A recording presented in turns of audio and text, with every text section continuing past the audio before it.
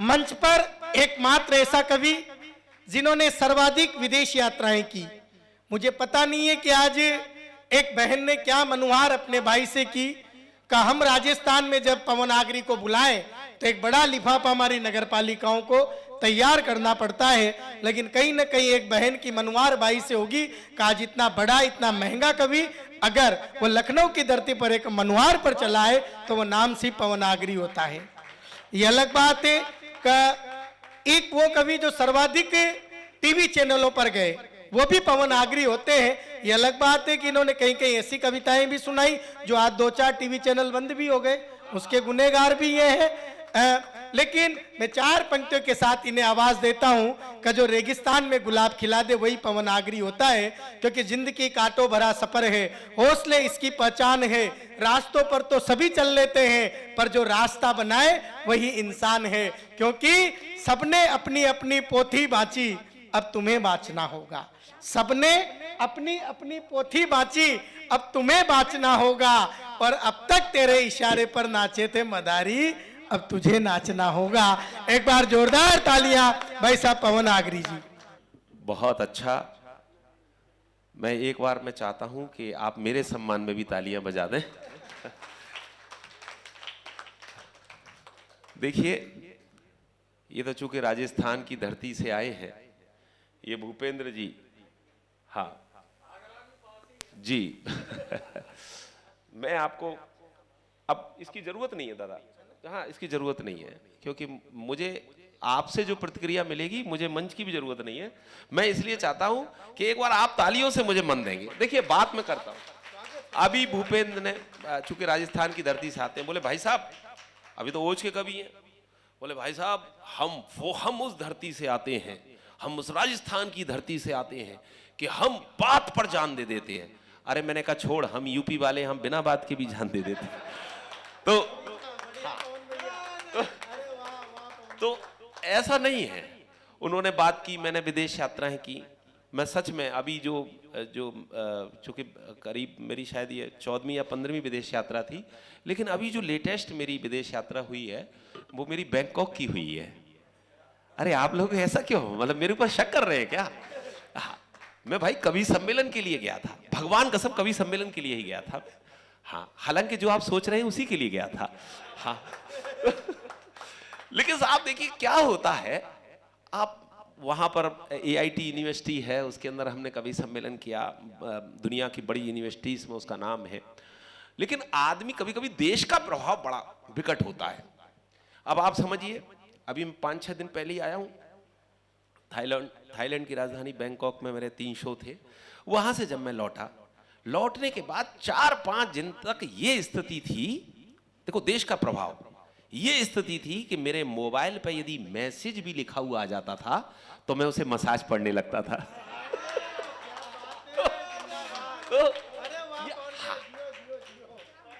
ये स्थितियां, ये देश का प्रभाव होता है।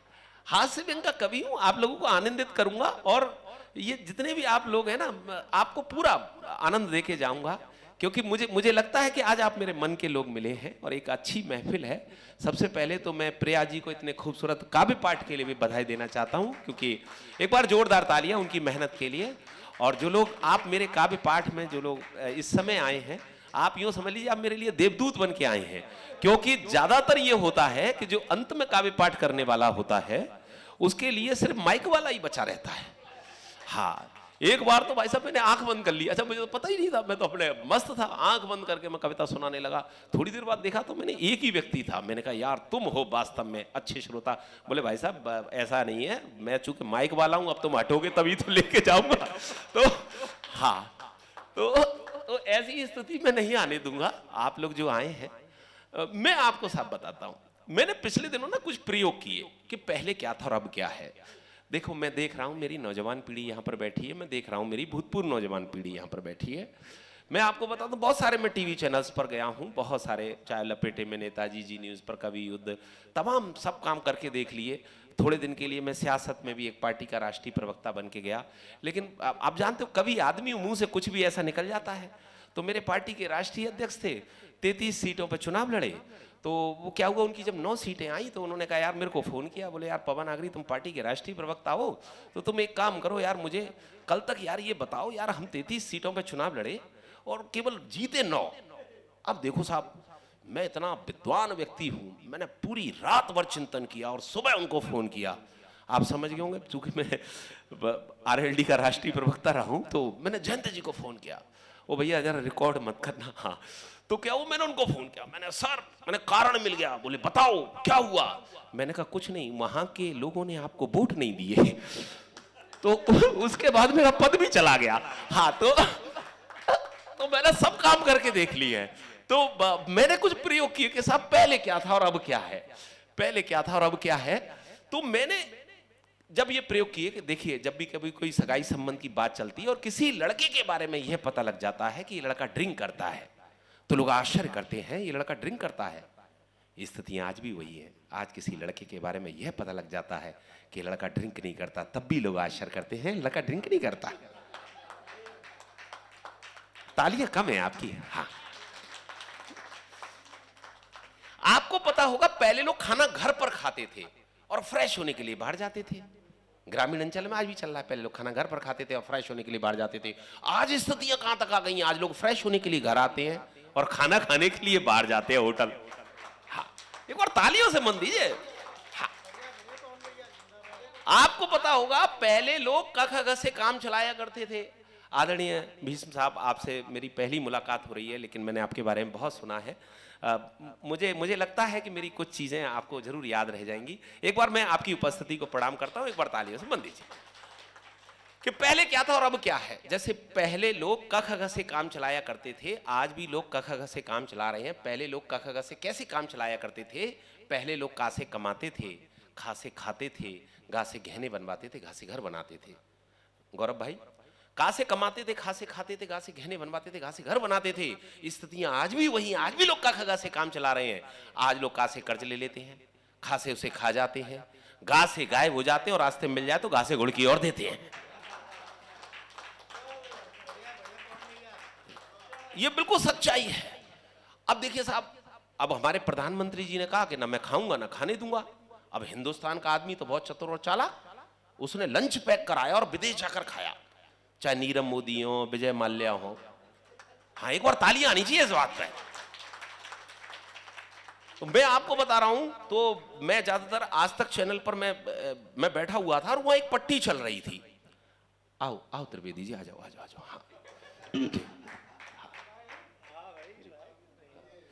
हाँ, बहुत बहुत बहुत।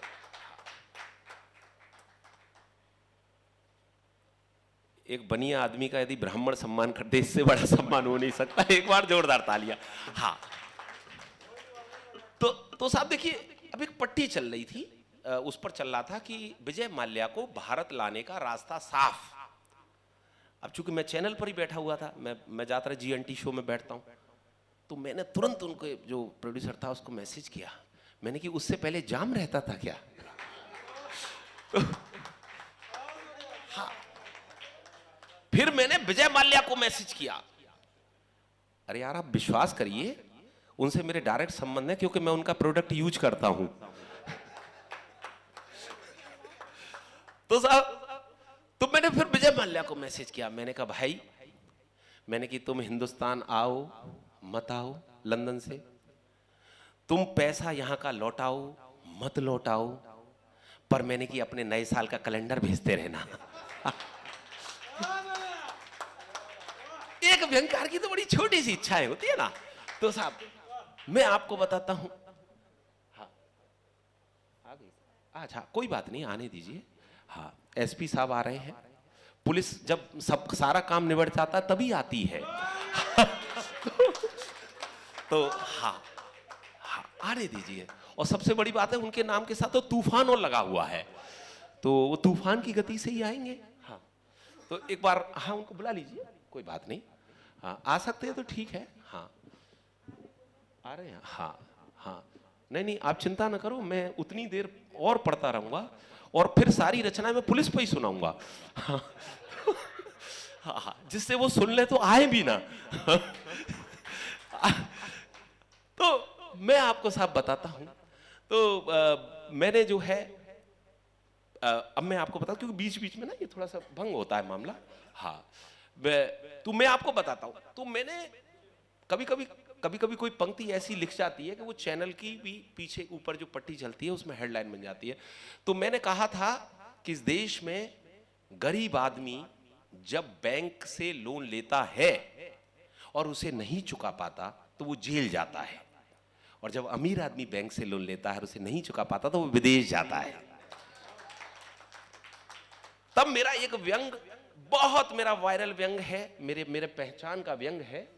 मैं सर आपकी, क्योंकि आप सभी बहुत अच्छे लोग हैं, सब बहुत दानिशमंद जैसे लोग हैं, और इनके बीच में पढ़ करके मतलब मुझे लगेगा कि मैंने कुछ अच्छा पढ़ा है यहाँ पर, क्योंकि वैसी जो महफिलें होती हैं मेले की ठेले की, सर हमें हर तरह के अभ्यास है, लेकिन जहाँ ऐसे लोग होते हैं तो वहाँ लगता है कि हम कुछ ऐसा पढ़ के जाएं ताकि पता लगे कि एक व्यंग्यकार आया था, उसकी बातें आपको याद रही। एक बार तालियों से मुझे मन दीजिए।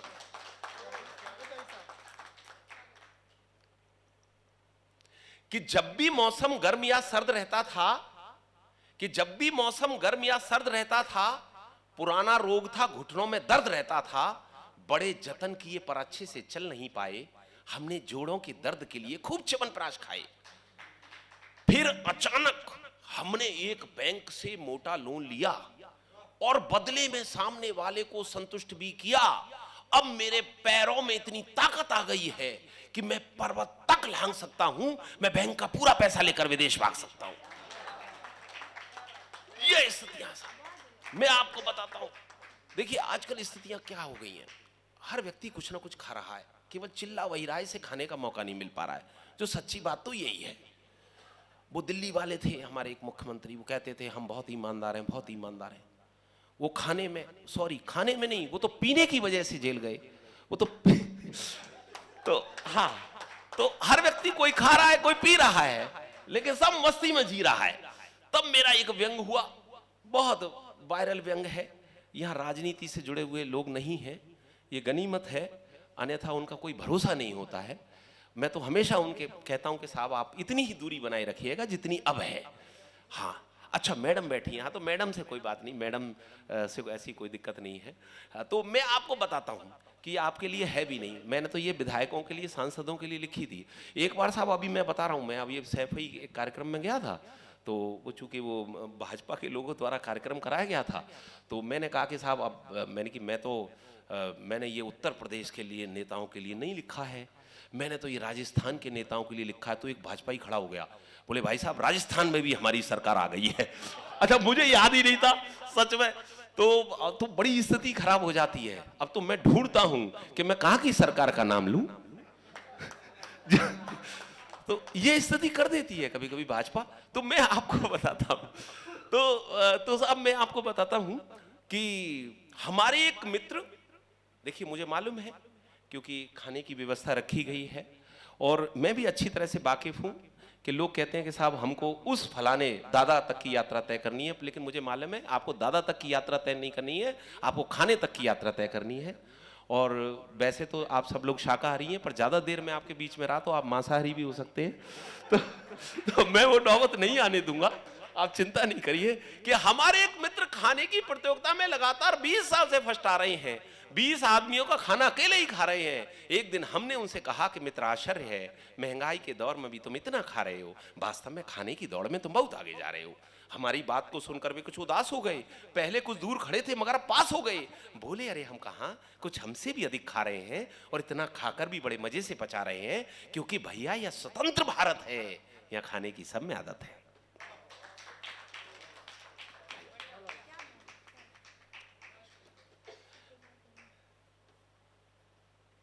क्योंकि भैया यह स्वतंत्र भारत है, यहां खाने की सब में आदत है।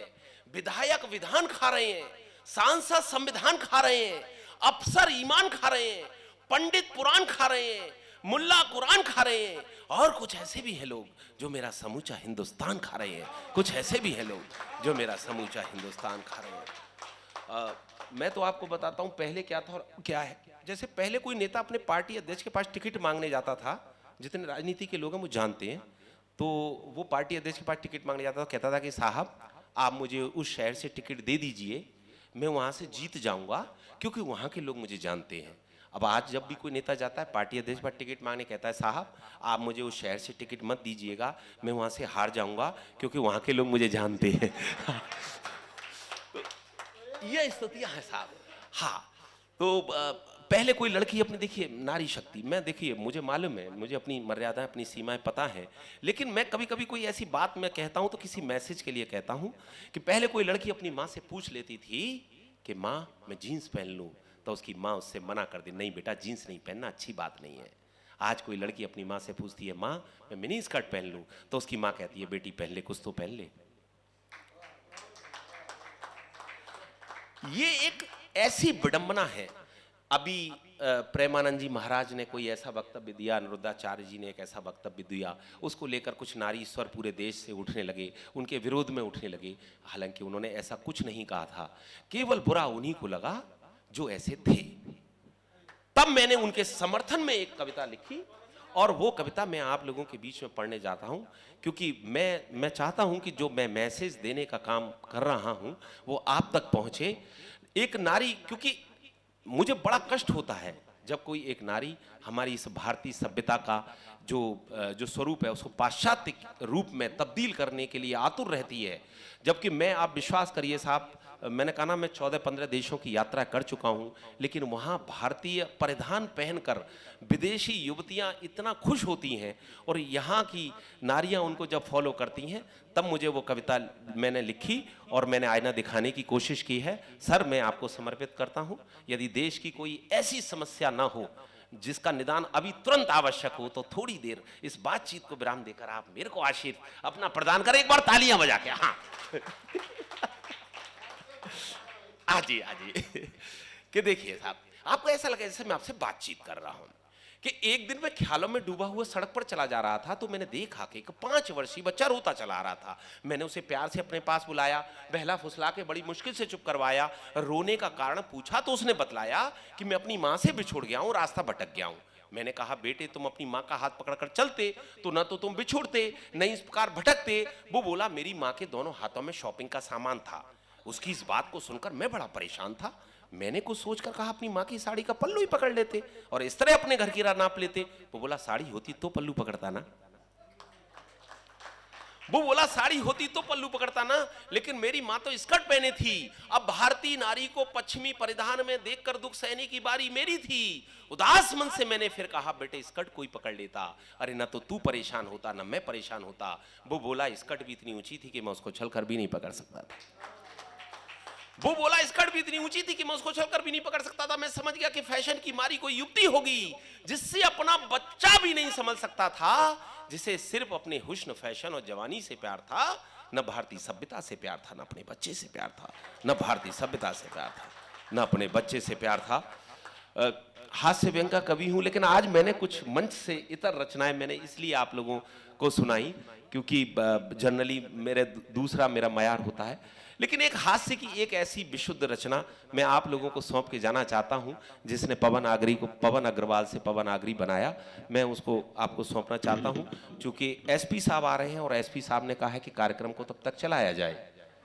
हमारी स्थिति पता क्या है, पुलिस जो भी कह दे वो हमको करना पड़ता है। हाँ, तो मैं उस रचना को पढ़ा। भाई साहब आप कहाँ चले, अभी तो समय है। अच्छा जी, नहीं देखिए मैं आपको बता रहा हूं खाना तभी खुलेगा जब ये कार्यक्रम बंद होगा। हाँ, तो या हो सकता है कि जिन्होंने थोड़े बहुत अपराध किए हो और उनको पता लग गया हो कि एसपी साहब आ रहे हैं तो निकल लिए तो ऐसा नहीं होना चाहिए। हाँ, आ जाइए, एक बार तालियां बजाइए। देखिए बंद दीजिए मुझे। हाँ, हाँ, हाँ, क्या कह रहे हैं? जी, हाँ, कोई बात नहीं है, उनके लिए ये कार्यक्रम चलाया जाता रहेगा, चाहे एक ही श्रोता क्यों न बचे। हाँ, मैं आपको बताता हूँ। हाँ, और सुनिए मजे की बात यह है कि इस पुलिस के बारे में, खासकर यूपी पुलिस के बारे में ये कहा जाता है कि ये किसी की सुनती नहीं है। और मजे की बात यह है कि यहां पर वो आकर कविता सुनेगी पुलिस, हाँ, जिसके बारे में कहा जाता है सुनेगी नहीं। तो हम क्या होता था कि जितने भी एसपी और जितने भी बैठते थे तो साहब हम इस बात को बड़े गर्व से कहते थे कि साहब अब तो आप हमारी सुनो। अब उन्होंने तो खुद ही कविता लिखना शुरू कर दिया कि सुनाएंगे हम फिर भी तो अभी वो आएंगे, आपको बहुत आनंद देंगे। एक बार राकेश मिश्रा तूफान, जो एक देश का एक बड़ा गजलकार जिसने तमाम कविताएं लिखी हैं, बहुत बड़ा नामचीन। ये तो हम हास्य व्यंग में मस्ती करते हैं, वो जब तक नहीं आएंगे यही काम इसलिए करेंगे, नहीं तो आप निकल लेंगे। तो हम ये चाहते नहीं हैं, उन तक हमको रोकना है और खाने को भी रोकना है। तो एक बार बैठे, एक बार तालियां बजाएं, क्योंकि मैं थोड़ा सा आपका मानस बनाने की कोशिश कर रहा हूं। आपने हिंदी का इतना बड़ा अनुष्ठान कराया गौरव जी, आपने हिंदी का इतना बड़ा अनुष्ठान कराया, ये बहुत आपने एक पुनीत कार्य किया है। कलमकार संस्था के माध्यम से प्रिया श्रीवास्तव जी को, सबको बहुत बहुत बधाइयाँ। लेकिन आजकल हिंदी की स्थिति हो क्या गई है, मैं इसलिए आपसे कह रहा हूं कि पवन अग्रवाल को पवन आगरी किसने बनाया। बहुत सारे लोग मुझसे पूछते हैं कि भाई ये पवन आगरी नाम आपका कैसे हुआ। तो मैं आपको बताता हूं कि चूंकि काका हाथरसी जी मेरे गुरु रहे। गुरु क्या, जैसे कहते हैं ना कि एकलव्य ने जैसे ही गुरु को द्रोण को जैसे गुरु मान लिया, तो ऐसे ही मैंने उनको मान लिया था। एक बार मैं हाथरस उनके पास चला गया, जब वो थे 93 की बात थी, कॉलेज का स्टूडेंट था। मैं चला गया, मैंने कहा काका जी प्रणाम। बस स्टैंड हाथरस पे उनका संगीत कार्यालय, वहाँ पहुँच गया। मैंने कहा, तो उन्होंने कहा अच्छा कुछ कविता विता लिखते हो? तो उन्होंने नाम क्या लिखते हो? मैंने पवन अग्रवाल। बोले ना ना ना ये हटाओ हटाओ, अग्रवाल अग्रवाल ये सब इनसे तुम्हारी पहचान देश भर में नहीं बनेगी। तो मैंने कहा साहब, तो बोले तकल्लुस रख लो कोई अच्छा सा। तो मैंने कि मैं क्या रखूँ साहब? अरे बोले मैं हाथरस से हाथरसी लिखता हूँ, तुम आगरा से आगरी कर लो। और तब से मैं उस आगरी नाम को लेकर, सच बता रहा हूँ, तब से मैं उस नाम को, उनका ऐसा आशीष आशीर्वाद मिला कि पूरे देश भर में मुझे पहचान मिली। तो मैं उस रचना को, उस अपनी पहचान की उस रचना को इसलिए भी मैं पढ़ना चाहता हूं कि आपको शायद हो सकता है पवन आगरी मेरा नाम ध्यान रहे, लेकिन जिस रचना से मैंने पूरे विश्व को घूमा है उस रचना को पढ़ना चाह रहा हूं। हिंदी की एक बहुत शानदार रचना मैं आपके सामने पढ़ना चाह रहा हूं। आजकल हिंदी की स्थिति हो क्या गई है, आजकल लोग ना हिंदी बोल रहे हैं ना इंग्लिश बोल रहे हैं, वो इंग्लिश बोल रहे हैं। जैसे एक रेलवे स्टेशन की बात थी, मुझे एक ट्रेन के बारे में पता करना था। मैंने एक सज्जन से पूछ लिया कि भैया ये पूछताछ कार्यालय कहाँ है। हिंदी का विद्यार्थी, हिंदी से एमए किया, हिंदी से पीएचडी कर रहा हूं। मैंने पूछ लिया कि भैया ये पूछताछ कार्यालय कहाँ है। वो साहब काफी जल्दी में थे, बोले मुझे नहीं मालूम, साइड में जाके इंक्वायरी से पता कर लो। हाँ, बात समझ में आई हो? तालियां बजाइए। हाँ, मेरी एक भतीजी वो कॉन्वेंट स्कूल में पढ़ती है। आदरणीय बिशप साहब कॉन्वेंट स्कूल में पढ़ती है। अब कॉन्वेंट स्कूल में किस तरह की पढ़ाई चल रही है? तो मेरी भतीजी कॉन्वेंट स्कूल में पढ़ती है। मैंने उससे पूछा एक दिन, मैंने कहा बेटा तेरी पढ़ाई कैसे चल रही है? बोला अंकल बहुत अच्छी चल रही है। मैंने कहा और हिंदी की? बोले हिंदी की भी बहुत अच्छी चल रही है। मैंने वैसे ही उसका सामान्य ज्ञान जानने के लिए उससे पूछ लिया कि अच्छा बेटा महादेवी के बारे में तुम कितना जानती हो? आप विश्वास करिए साहब 15 मिनट तक सोचती रही। बोले अंकल मैं कंफर्म तो नहीं हूं, पर मुझे लगता है कि महादेवी श्रीदेवी की बड़ी बहन का नाम होगा। ये स्थितियां हैं। किसी रिक्शे वाले से कहिए, बोले भैया विश्वविद्यालय चलेगा साहब, ये क्या होता है? बोले यूनिवर्सिटी चलेगा साहब, ऐसे बोलिए ना हिंदी में। तो आपको पता है हम तो भैया हाई स्कूल और इंटरमीडिएट की हमने ऐसी परीक्षा दी है, यूपी बोर्ड के विद्यार्थी रहे, हमने कभी कोई कॉन्वेंट स्कूल में पढ़ाई नहीं की। हम तो ये अपने यूपी बोर्ड पे भरोसा रखा है ना। तो मैं आपको बता रहा हूं, तो उसमें क्या करते थे कि जो भी हिंदी की परीक्षा होती थी उसमें 4, 5, 6 कवियों की जीवनी याद कर लेते थे। क्यों मैडम ऐसे ही करते थे? 4, 5, 6 कवियों की जीवनी याद कर लेते थे। उसमें एक कवि की जीवनी पेपर में फंस जाती थी। आपने भी ऐसी परीक्षा दी, हमने भी ऐसी परीक्षाएं दी हैं। अब एक लड़का था, दूसरे दिन परीक्षा होनी थी, उसे किसी कवि की कोई जीवनी याद नहीं हुई, तो उसने उन कवियों की जीवनी की नकल तैयार करी और उसे शरीर के प्रत्येक हिस्से में छुपा लिया। अब उसे यह भी याद नहीं रहा कि उसने कौन सी पर्ची कहां छुपा ली। उसके लिए भी उसने एक पर्ची तैयार करी, वो पर्ची पकड़ी गई। पिछले दिनों जब वाह का मुकाबला हुआ था सोनी के सब चैनल पर, उस रचना को पढ़ के शैलेश लोढ़ा जी का वो कार्यक्रम था और उस मुकाबले को मैंने सोनी के बड़े चैनल के उस मुकाबले को मैंने जीत कर मैं मेगा फाइनल में पहुंचा था, सेमीफाइनल मुकाबले को। उस रचना को मैं आपके सौंपने जा रहा हूं। एक बार तालियों से मुझे मन कि बोर्ड की परीक्षा का सालाना सत्र हिंदी का आया प्रश्न पत्र। सभी परीक्षार्थी पेपर हल कर रहे थे, कुछ अकल से और कुछ नकल कर रहे थे। तभी एक छात्र ने छोटी सी पर्ची निकाली, उस पर कुछ उड़ती सी नजर डाली, लेकिन निरीक्षक की नजर से बच नहीं पाया। उसने उस छात्र से उस पर्ची को छुड़ाया और पर्ची को पढ़कर तो उसके छक्के छूट गए, हिंदी के कवियों के भाग्य फूट गए। उस पर्ची में लिखा था कि कबीरदास जी मोजे में, सूरदास जी बाह में।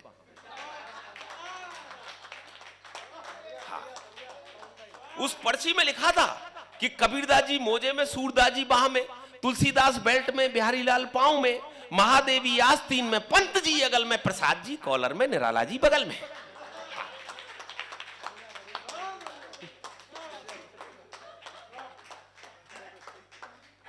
कि कबीरदास जी मोजे में, सूरदास जी बाह में, तुलसीदास बेल्ट में, बिहारी लाल पांव में, महादेवी आस्तीन में, पंत जी अगल में, प्रसाद जी कॉलर में, निराला जी बगल में, और शेष के लिए एक छोटी सी पर्ची घड़ी के डायल में, जिसमें हिंदी साहित्य का इतिहास मिल जाएगा। और नकल करते यदि पकड़ा गया तो एक बड़ा नोट पीछे की जेब में, जिसे पाकर निरीक्षक खिल जाएगा। कि नकल करते यदि पकड़ा गया तो एक बड़ा नोट पीछे की जेब में, जिसे पाकर निरीक्षक खिल जाएगा। हमें यह देखकर उस लड़के की बुद्धिमत्ता पर बड़ा आश्चर्य हुआ कि देखो ये लड़का कितना दूरदर्शी है। अरे हम सबसे ज्यादा मर्मस्पर्शी है। यदि ये बड़ा होकर कुछ नहीं बन पाया तो जरूर ये नेता बनेगा और हम जैसे शिक्षित बेरोजगारों का प्रणेता बनेगा। ये देखते ही देखते हमसे बहुत दूर निकल जाएगा और हम जैसा युवा इस शिक्षा की चक्की में पिसता ही रह जाएगा। हम जैसा युवा इस शिक्षा की चक्की में पिसता ही रह जाएगा। दोस्तों, मैं पिछले दिनों, हालांकि मैं इतना लंबा काव्य पाठ करता नहीं हूं, लेकिन पुलिस का इंतजार है तो मैं आपको बताता हूं, मैं पिछले दिनों मॉरिशस गया था। मॉरिशस के राष्ट्रपति भवन में सर अनिरुद्ध जगन्नाथ ने मेरी एक कविता की सीडी का विमोचन किया था। ये बात है करीब 2006 या 7 की। तब मैं गया था। उस समय वो अनिरुद्ध जगन्नाथ जी वहाँ पे राष्ट्रपति थे। तो मेरा एक वहाँ गर्ल्स हिंदू कॉलेज है, उसमें एकल काव्य पाठ के लिए जो कुछ स्टूडेंट्स थे, तो उन लोगों ने, वो टीचर्स वगैरह आई थी, उन्होंने मुझे आमंत्रित कर लिया कि सर कल का जो दिन का आप हमारे कॉलेज में देख। आप देखिए वहाँ 10,000 छात्राएँ वहाँ पढ़ती थी। अब मुझे एक ऐसी रचना पढ़नी थी। वो मैं आपको बताऊँ, मॉरिशस में जो भारत की फिल्में काफ़ी लोकप्रिय हैं, तो मैंने उन लड़कियों से पूछा कि आप में से कितने लोग हैं, क्योंकि मुझे वो रचना इसी तरह की पढ़नी थी। तो मैंने कहा पहले मैं इनका जो फिल्मी ज्ञान है उसको जांच लूं। तो मैं लड़कियों से पूछा कि आप में से कितने लोग हैं जो माधुरी दीक्षित के नाम से परिचित है।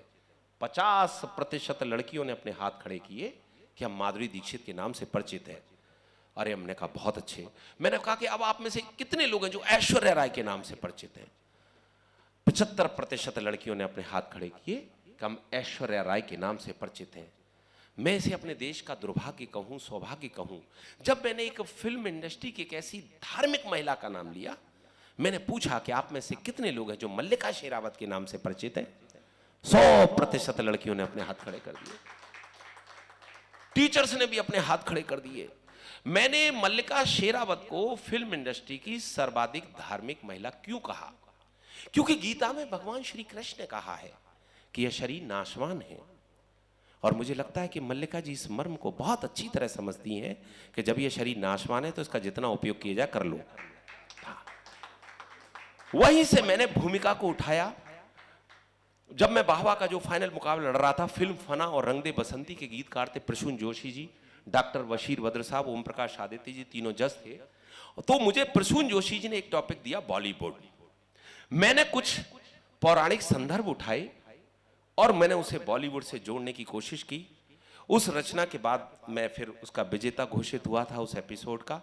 उस रचना को मैं इसलिए भी पढ़ रहा हूं कि शायद कोई नई बात, और ये जो मातृशक्ति मेरे सामने बैठी है, कुछ नई बात मैं कहकर जा रहा हूं। तो एक बार मुझे तालियों से आदेशित कर दे, क्योंकि लोग थोड़े हैं लेकिन मेरे मन के लोग हैं। आप मुझे बहुत मन से सुन रहे हैं, मुझे आपसे कोई भी शिकायत नहीं है जरा भी।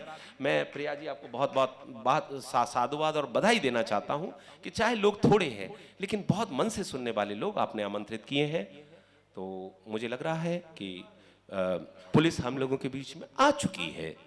तो एसपी साहब एक बार तालियों से आप स्वागत करें, क्योंकि अच्छा है उस रचना को वो मैं उनके सामने ही पढ़ सकूंगा। नहीं कोई बात नहीं, मैं आप उनका भी स्वागत कर देना।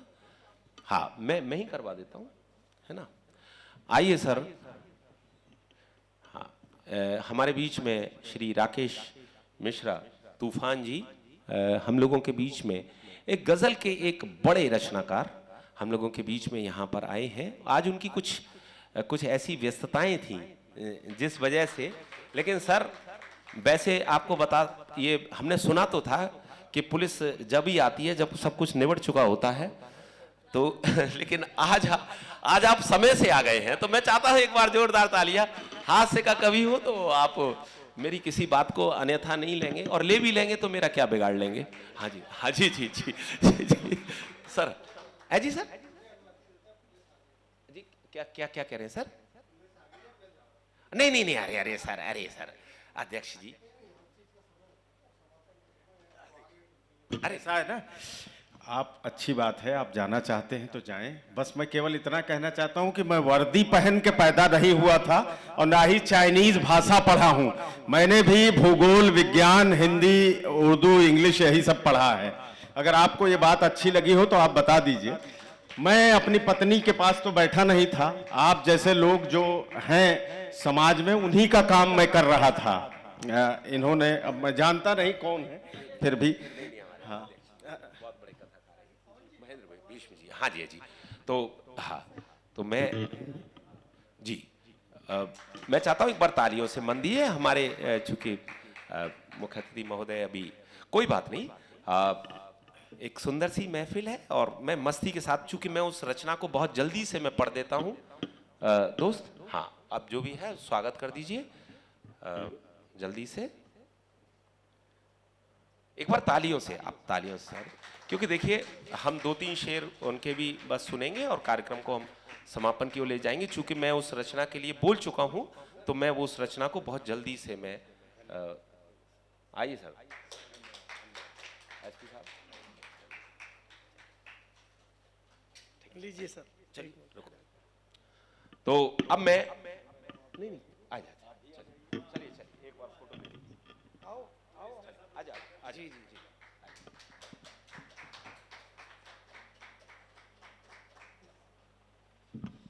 एक बार तालियों से मन दीजिए, एक बार जोरदार तालियां।